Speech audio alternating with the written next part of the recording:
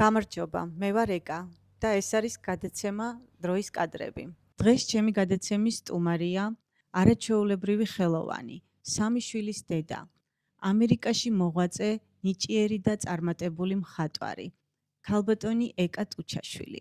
ეკამ ნიუ-იორკში გახსნა არტ სტუდია, სადაც ბავშვებს ასწავლიან ხატვას, ცეკვას, სიმღერას და მშობლიურ ენას. ის 20 წელია ამერიკის ემიგრანტია და დღეს ჩვენი სტუმარია. მოგესალმებით ეკა. მადლობა რომ გვესტუმრეთ. მადლობა მოწვევისთვის. ეს ჩემთვის ძალიან დიდი პატივია საქართველოში, რომ ესე გულის კარს მიიღებენ და მიხუტებენ. ეს არის ყველაზე დიდი ჯილდო ქართული ემიგრანტისთვის. დიახ, ნამდვილად ასია, მით უმეტეს რომ 20 წელია ამერიკაში ცხოვრობთ, როგორც უკვე აღნიშნეთ და 23 მით უმეტეს. როგორი იყო ემიგრანტული წლები, აი პირველი წლები ემიგრანტობის, როგორი სირთულეები შეხვდათ და როგორ გაუმკლავდით მათ? ემიგრანტობის პირველი წლები დაიწყო უამრავი ცრემლით, ტკივილით, შიმშილით. გაუსაძლისი იყო მონატრეობა პირველ რიგში, მშობლების, ოჯახის, ჩვენი ქვეყნის ხერო შრიალებდა, იქიდან ვეძებდით საქართველოს სუნს. და ამაზე მქონდა ძალიან ბევრი გულის ტკივილის, ჩემი შვილი იყო 3 წლის ამერიკაში რო წავიყვანე და დედა საქართველოს გავს, აი ყველა კუთხეს თითქოს საქართველოს მონატრება ქონდა. უზარმაზარი მონატრება, უზარმაზარი ტკივილი. ჩვენ არ ქონდა საშუალება, სოციალური ქსელები არ იყო მაშინ ინტერნეტი და რო დავლაპარაკებოდით 5 წუთი, ერთი კვირის ნამუშევარი თანხა უნდა გადაგვეხადა, რომ ჩვენ ოჯახთან გვესაუბრა და მთელი ოჯახი ვცდილობდით, რომ თითო ორი სიტყვა გაგვენაწილებინა მთელი კვირის ნამუშევრით. რა თქმა უნდა, ძალიან ბევრი ტკივილი იყო. მით უმეტეს 23 წლის წინ ჩვენ ემიგრანტებმა უფრო რთული პერიოდი გავიარეთ. იყო ინფორმაციის ვაკუუმი, არ ვიცოდით როგორ გაგვევლო გზა, რა იქნებოდა ჩვენი მომავალი. და სადღაც 3 თვის შემდეგ მე შევძელი მემუშავა დიზაინერთან. ეგ ვკერავდი ფარდებს, სავარძლების გადასაფარებლებს, ინტერიერის დიზაინერთან მუშაობდი. მაგრამ მე იქ იყო, რომ მე არ ვიყავი ლეგალი და შემაშინეს. ისევ ქართველებმა რომ არ შეიძლება არალეგალურად მუშაობდნენ. არა. ინფორმაცია მომაწოდეს მე რადგანაც ახალ ჩასული ვიყავი და არ ვიცოდი და დავიჯერე, რომ მე თუ არალეგალად ვიმუშავებდი ესეთ ოფიციალურ სამსახურში, კანონი მემუქრებოდა და შემეშინდა და ანუ იყო მცდელობა რომ უარი გეთქვათ საყვარელ საქმეზე. თქვი უარი და დავიწყე გავაკეთე დალაგების სერვისი. ძალიან ბევრს შრომობდი. ძალიან რთული იყო, რა თქმა უნდა, ურთულესი იყო, როცა პირველად ქიმიური ხსნარები ავიღე და აბაზანის კარი შევაღე. ეს იყო ყველაზე რთული ჩემს ცხოვრებაში, რაც მე ოდესმე ნაბიჯი გადამიდგავს და დავიწყე დალაგება. ხო, ეს სამწუხაროდ თითქმის ყველა ქართველმა გამოიარა, ვინც ემიგრაციაში წავიდა. ჩვენთვის ეს წარმოუდგენელი იყო ისეთი წლებიდან მოვდივართ და ისეთი ბავშვობა გვაქვს გავლილი, რომ ვინმეს სხვა ქვეყნის წარმომადგენლებს თუ დაულაგებდით ოდესმე რამეს, ეს ჩვენთვის იყო ძალიან რთული, რა თქმა უნდა, მაგრამ შრომა არ არის სათაკილო და შვილების გამო ამ ყველაფერს ქართველი ემიგრანტი, რა თქმა უნდა, უძლებს. ეკა, წეხა ნახსენე რომ 3 წლის შვილი წაიყვანე, ხო, ამერიკაში. 3 შვილის დედა ხარ, როგორც უკვე აღნიშნეთ. და მაინც მალე შეძელი რომ ოჯახი თხარ ხო? იქ ყველა იქ დიახ, ყავს. ეს ალბათ გიმარტივებდა იქაურ რთულყოფას. რა თქმა უნდა. აა პირველ რიგში რაც მაძლებინებდა მე და ჩემს მეუღლეს გვაძლებინებდა ეს იყო რომ ჩვენი შვილები და კეთილდღეობა რომ ყველა თითოეული კაპიკი კი ჩვენი შვილისთვის იყო განსაზღვრული მერე შვილებისთვის და ეს გაძლევს ყოველთვის როცა ხარ მშობელი გაძლევს ძალიან დიდ სტიმულს რომ უფრო ცდილობ რომ მეტი და მეტი გააკეთო შვილების კეთილდღეობისთვის და რასაც ვაკეთებდით რომ მიზანი იყო რომ ჩვენი შვილების განათლებაში ჩაგვედო ყველანაირი რესურსი. ჩვენ ეს შევძელით. დიახ. როგორ ახერხებდი აი ამ ხელა რუტინა, იქაური შრომა, ოჯახი და ხატვას როდის ახერხებდი? აი ამ ყველაფერთან ერთად. ღამე არ მძინავს. ოღონდ სრული ამ სიტყვის მნიშვნელობით მართლა არ მძინავს და ეს თან ბავშვობიდან მაქვს ეს რომ როცა რაღაცის გაკეთება მინდა ვერაფრით ვერ დავიძინებ თუ არ გავაკეთე და და მით უმეტეს როცა ოჯახი გყავს, როცა შვილები გყავს, არ გინდა რომ მოაკლო არაფერი შვილებს და ყველაფერი ჰქონდეს გრაფიკში ეს ძალიან დიდ დროს მოითხოვს და როცა ძალისხმევას და როცა ბავშვები იძინებენ ისე მათენდება ვერც ვიგებ. დიახ. რა ჟანრში ხატავ და რა არის შენი შთაგონების წყარო? ძალიან 15 წელი ალბათ იყო პერიოდი პაუზა, როცა მე ფუნჯი ხელში არ ამიღია და უბრალოდ ვაკეთებდი ჩანახატებს. ცრემლებით, გულის ტკივილით, მონატრებით, ნოსტალგიით. იმიტომ რომ არ იყო არც რესურსი იმის, რომ მე ტილოზე დამეხატა საღებავებით და ეს სურვილები გადამეტანა ტილოზე.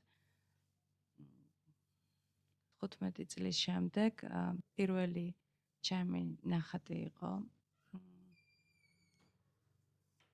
ქალის სულის გამოხატვის საშუალება მინდოდა რომ ქონოდა. ის რასაც ქალი ვერ იძახის ხმამ ახლა ეს მინდოდა რომ ტილოზე გადამეტანა. უამრავი ქალბატონია რომელსაც ძალიან ბევრი სევდა ტკივილი აქვს გულში. უნდა იყოს ქალი. მე პირადად მინდოდა რომ ყოფილიყავი ქალი იმ პერიოდებში როცა ვიყავი ემიგრანტი, რთულ პერიოდებს გავდიოდი და ვოცნებობდი რომ იქნება როდისმე ის დღე, როცა მე თავს ვიგრძნობ ქალად.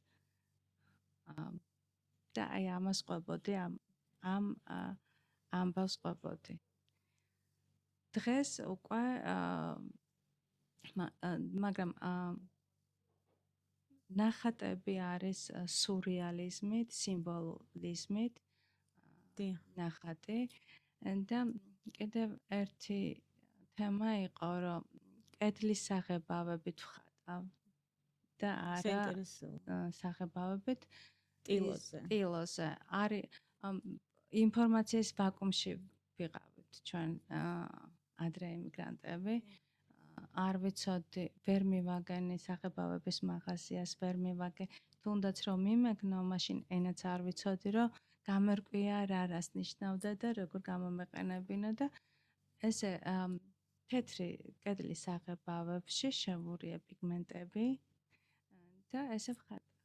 საოცარი გოგო ხარ, საოცარი და აი ამ ყველა სირთულის მიღმა შეძელი და დაარსე ნიუ-იორკში არტ სტუდია, სადაც ქართველ ბავშვებს ასწავლით ალბათ, ხო?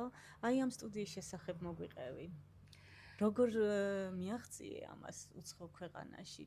პირველ რიგში ძალიან მიყვარს ბავშვები. ბავშვებთან ურთიერთობა მიყვარს. არიან ძალიან წმინდები, არიან ძალიან სუფთები და მართლები ბავშვები. და თვითონ ბავშვები გზრდიან და არა თქო შენ ხარ პედაგოგი ამ სიტუაციაში. საინტერესო თაობა მოდის ზოგადად. საინტერესო საოცარი თაობა მოდის. დავიწყე სახლში გავაკეთე რაღაც პატარა კუთხე და პერსონალური გაკვეთილები დავიწყე სახლში. მე მივხვდი რომ ეს არ იყო საკმარისი და მე უკვე ისევ სახლში არსებული ეკატერინეს არ სტუდიო გავხსენი. ასე ქვია ხო სტუდიას? ეკატერინეს არ სტუდია, დიახ. და იმხელა შედეგები დადეს ბავშვებმა 1 წლის განმავლობაში, რომ ვეღარ ვეტეოდით, უკვე მოგვიჭირა ჩემმა ოთახმა. სივრცე გჭირდებოდა თუ უფრო დიდი. გჭირდებოდა, დრო გჭირდებოდა, იმიტომ რომ ძალიან შევაწუხეთ უკვე ოჯახი, 3 შვილი, მეუღლე, სიძე, დიდი ოჯახი მაქვს, მე მოგხსენებათ ნიუ-იორკში. ყველას წაყვანა შეძელით, ხო? მონატრებაც ნაკლები იქნებოდა შესაბამისად. მე 2 შვილი ამერიკაში დაიბადა და კიდე 1 სიძე შევიძინა. სიძე საკუთარი შვილის მეუღლე, დიახ. და ეხლა ველოდები ბაიას. ყველა ერთად რო ხართ ეს ძალიან დიახ, რა თქმა უნდა. დიდი ბედნიერებაა ემიგრაციაში, რა თქმა უნდა. ეკა, შენი ნახატების გამოფენები გქონია ალბათ, ხო? დიახ, ბევრი. ანუ ჯგუფებშიც ალბათ და პერსონალურიც თუ გქონია და რა შედეგები, რა მიღწევები გაქვს აი ამის შესახებაც რომ მოუყვეთ ჩვენს მაყურებელს. ჩემი გამოფენა იყო ძალიან ესეთ პატარა ზღაპარი ვით. დიახ. ლელა ნინუა ჟურნალისტი ამერიკაში. გამოაცხადა კონკურსი არა, განცხადება გააკეთა სოციალურ ქსელში, რომ იწვევს მხატვრებს, ხელოვანებს ამერიკაში და აპირებს ჯგუფურ გამოფენას. და ძალიან გაუაზრებლად დაუკავშირდი ლელას. ჯგუფური გამოფენა, მეგონა რომ იქნებოდა 1-2 ნამუშევარი და ამით როდესღაც გავბედავდი ჩემი ოთახიდან ნამუშევრები გამომეყვანა. გავაკეთეთ ჯგუფური გამოფენა ერთ-ერთ კაფეში ბრუკლინში და რაღაცა ძალიან დიდი სტიმული მომცა ამ გამოფენა. ამის შემდეგ ძალიან მალევე ლელა დამიკავშირდა და მითხრა რომ გავაკეთოთ პერსონალური გამოფენა. და რა თქმა უნდა მეთქი ვოცნებობ რომ ჩემი პერსონალური გამოფენა ოდესმე გაკეთდეს. და არც კი მკითხა, ზუსტად სამყუროში დაანონსა ჩემი გამოფენა და მეგონა რომ არ ვიყავი მზად. და მან ალბათ გამოიწვია დიდი რეზონანსი. დიახ. გავაკეთეთ ძალიან პატარა მოგზალებული პერსონალური გამოფენა. არაჩვეულებრივად ჩაიარა იმ საღამომ, ჩემთვის არის პირველი ერთ-ერთი ყველაზე მნიშვნელოვანი დასამახსოვრებელი დღე ემოციური. და პირველად რომ გამოვიტანე ოთახიდან სხვა სივრცელში, ჩემ ნახატებს უფრო კიდე სხვა თვალით შევხედე და ამან მომცა ძალიან დიდი სტიმული, რომ მაშინ თქვი, რომ აკა შენ უფრო მეტი შეგიძლია და უფრო მეტი უნდა გააკეთო. და რა თქმა უნდა, ამან უფრო მეტი წარმატებაც მოგიტანა შემდგომისთვის. შარშან თქვენმა შემოქმედებამ დიდებულმა ტილოებმა მთელი საქართველოს შემოიარეს, როგორც ვიცი, ხო? ყველგან აღფრთოვანება და მოწონება დაიმსახურა თქვენმა ნამუშევრებმა. აი რა გრძნობაა ეს, როდესაც სამშობლოში ასეთ წარმატებას და აღიარებას აღწევ ამდენი წლის ემიგრაციის შედეგად. მანამ საქართველოში გამოვამგზავრებდი ჩემ ნამუშევრებს, მქონდა სხვადასხვა გამოფენები ამერიკაში, დუბაიში მქონდა კონკურსი, იქ მეორე ადგილი ავიღე მსოფლიო კონკურსზე და კიდე მანამდე სხვადასხვა გამარჯვებები მქონდა ამერიკაში და სხვადასხვა ქვეყნებში. და ყველაზე ძალიან მეშინოდა ქართული აუდიტორიის და რომ გავბედე და ჩამოვიტანე მართლა ეს იყო ზედიდი ემოცია, როცა ჩემმა საყვარელმა ხალხმა და ქვეყანამ ჩამიხოდა გულში. დღემდე აღარ მინდა დაბრუნება ემიგრაციაში. დღემდე მიმძიმს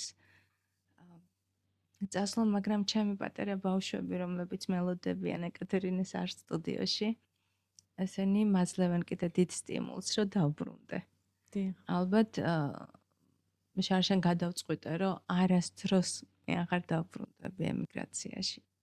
მაგრამ ალბათ არის მისია, რომ მე ჩემ პატარა ემიგრანტ ქართულ ბავშვებს ვჭირდები. და მაქსიმალურად ვცდილობდა საგარეო საქმეთა სამინისტროც მიდგას ძალიან გვერდში, რომ ბავშვები, ემიგრანტი ბავშვები დავაკავშიროთ ჩვენს ქვეყანას, ჩვენს ბავშვებს. შემდეგი კითხვა მქონდა ნიუ-იორკი თუ თბილისი, თუმცა შენი ცრემლები უკვე პასუხია ამისი ალბათ. რა თქმა უნდა, ჩემი ქვეყანა არის შეუცვლელი. არ არსებობს ალბათ ემიგრანტი, მით უმეტეს ხელოვანი, რომ ამ პასუხზე სხვა ამ კითხვაზე სხვა პასუხი ჰქონდეს, რომ რა თქმა უნდა საქართველო. ეგ ახლახანს გამოვიდა მზია კანდელაკის პროექტის მიხედვით მე-6 ტომი ქართველები ამერიკაში. ეს წიგნი შენ შესახებაც მოგვითხრობს. რა გრძნობა აი წარმატებული ადამიანის ხვედრი როგორ შეაფასებდი ემიგრანტების ცხოვრება არის გადმოცემული ამ წიგნში და ერთ-ერთი მთავარი გმირი შენც ხარ. მართლა ჩემ თავში ვაპირდი, რომ ცრემლი არ წამომივიდოდა ამ შეხვედრაზე, მაგრამ ქალბატონის მზია პირველი გამოფენის შემდეგ მეორე დღეს დამეკავშირდა. დიახ. და მარწმუნებდა, რომ მე ვიყავი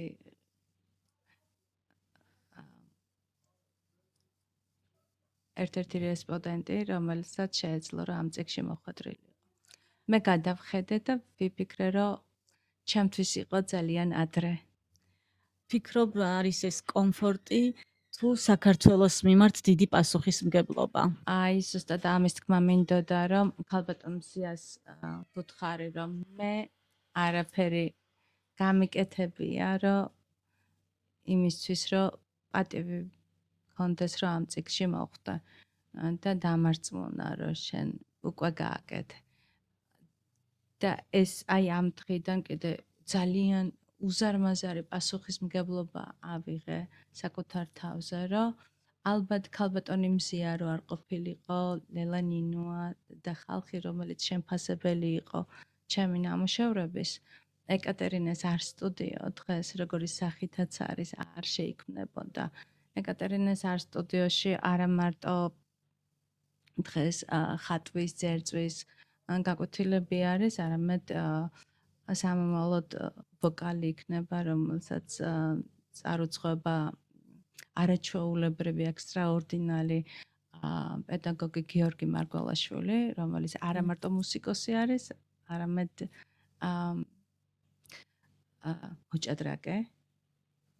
ეკნება კიდე ჩემ სტუდიაში ჭადრაკის გაკვეთილები და უკვე შეიქმნა ძალიან დიდი სივრცე, ასევე ბალეტის მასწავლებელი მყავს არაჩვეულებრივი ჩემი მეგობარი მარიამი და უკვე მიეცა ქართული კულტურის სკოლა სახე. რა თქმა უნდა, ეს დიდი სულისკვეთება ამაში ჩადებული და ასევე ყოველი თქვენი საქმიანობა, თუნდაც ამ არტ სტუდიაში, თუნდაც თქვენი ნახატები, ყოველი თქვენი ნახატი ქართული სულისკვეთებით არის გაჯერებული. ფიქრობთ, რომ მაინც ოდესღაც დაბრუნდებით საქართველოში და აი ამ თქვენს ხელოვნებას უფრო მეტად და მეტი დატვირთვით მაინც სამშობლოში განაგრძობთ. აუცილებლად მექნება თუნდაც საქართველოში სადღაც წყლის პირას ტყეში პატარა ქოხი. მექნება მოლბერტი, ტილო და სიბერეში ალბათ საქსოვი ჭირებიც. ჩემი ოცნება არის. ამას ალბათ როდისმე აუცილებლად ავისრულებ. და ჩემ შვილებსაც ძალიან უყვართ საქართველო და ჩემო საბა მითხრა, რომ მე ამ მიწაზე ავიშენებ აუცილებლად სახლს. ანუ აქვთ სურვილი, რომ დაბრუნდნენ ნამდვილად. სამშობლოში. ნამდვილად. სამომავლო გეგმებზეც გითხარი რამე. ძალიან რთულია მაგ პასუხზე. კითხვაზე პასუხის გაცემა ურთულესი არის, იმიტომ რომ ჩემი სამომავლო გეგმები ყველაფერი უკავშირდება საქართველოს. მაგრამ სიტუაცია არ მაძლევს უკვე საშუალებას, რომ წელს პირველად ეკატერინეს არსტუდიოს გახსნის შემდეგ, რომ მე საქართველოში დავბრუნდი, სადღაც 2 კვირით ვარ საქართველოში. აეროპორტში ვევტიროდი, რომ ვითომ ეს ეკატერინეს არსტუდიო ჩემი ჯაჭვი იყო ამერიკაში. ესეთი შეგრძნება მეუფლება და მე მინდოდა, რომ ყოფილიყავი თავისუფალი, რომ საქართველოში მინდოდა. ალბათ არც მწყდება გული, ალბათ ესაც მისია არის, იმიტომ რომ ქართველი ბავშვები ერთად ერთიანდებიან, მე ვაკავშირებ საქართველოს, ქართველ მხატვრებს ვაცნობ, ქართულ კულტურას ვაცნობ, სხვანაირი ვაკუუმი არის ჩემ სტუდიაში, ქართული. კი, მესმის და ეს ძალიან დიდ საქმეს აკეთებ, მართლაც კარგ საქმეს ემსახურები. მე წარმატება მინდა გისურვო, საოცარი გოგო ხარ, არ ვიცი, ეს აქტივობები უცხო ქვეყანაში ძალიან რთულია და ყველა ამას ვერ ახერხებს და შენ შეუძლებელი შეძელი. მართლაც ქართულ საქმეს ემსახურები და მინდა წარმატებები გისურვო. ჩვენს გადაცემას ქვია დროის კადრები და ეს კადრები ნამდვილად შემორჩება დროს. ჩვენ გვიმასპინძლა აი ესეთ ქართულ გარემოში, ცხეთაში ვიმყოფებით და ძალიან დიდი მადლობა ამ მშვენიერ გარემოს. მინდა მადლობა გითხრა კიდევ ერთხელ სტუმრობისთვის და თქვენ. სადაგილოცო და მალე დაბრუნება გისურვო. უღრმესი მადლობა. ეს სიმბოლურიც არის, ეს ადგილი მართლა ჩემი ბავშვობის უსაყვარლესი ადგილი არის და მოგონება და მართლა რომ მოვედი ისე შეგრძნება მქონდა. თითქოს ბავშვობაში დავბრუნდი. მადლობა თქვენ, წარმატებებს გისურვებთ. მადლობა ეკა. ჩემს მაყურებელს შევახსენებ, რომ ეს იყო გადაცემა დროის კადრები ეკა ბერიძესთან ერთად. ჩემი სტუმარი კი გახლდათ არაჩვეულებრივი მხატვარი, არტ სტუდიას დამფუძნებელი ნიუ-იორკში, ამერიკის 23 წლიანი ემიგრანტი, ქალბატონი ეკა ტუჩაშვილი. მადლობა ყურადღებისთვის.